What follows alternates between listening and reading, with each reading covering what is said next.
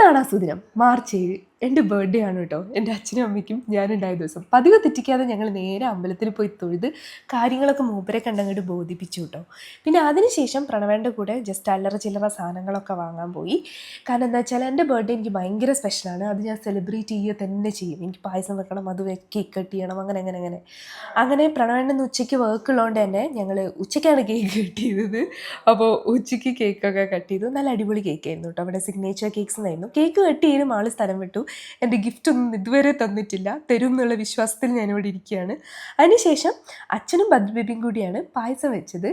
അച്ഛൻ പായസം വെക്കുമ്പോൾ സൈഡിലിരുന്ന് milk made തിന്നാൻ എൻ്റെ മോനുണ്ടായിരുന്നു മുൻപന്തിയിൽ. ഇത് ആ നക്കലൊക്കെ നോക്കി എന്താണിത്. അതിനുശേഷം അച്ഛനും അമ്മയും ഗോപുവും എല്ലാവരും കൂടെ വന്നു. ഗോപു എനിക്കൊരു സ്ലിംഗ് ബാഗാണ് ഗിഫ്റ്റ് ചെയ്തത്. ഈ സ്ലിംഗ് ബാഗ് ഞാൻ തന്നെ ലിങ്ക് അയച്ചു കൊടുത്തിട്ട് ഇത് മതി എനിക്ക് ഗിഫ്റ്റ് എന്ന് വന്നു. ഓളെ കൊണ്ട് ഓർഡർ ചെയ്യിപ്പിച്ചതാണ്. അപ്പോൾ ഇങ്ങനെയുള്ള സ്വഭാവങ്ങൾ നിങ്ങൾക്ക് ഉണ്ടെങ്കിൽ കമൻറ്റ് ബിലോ കേട്ടോ.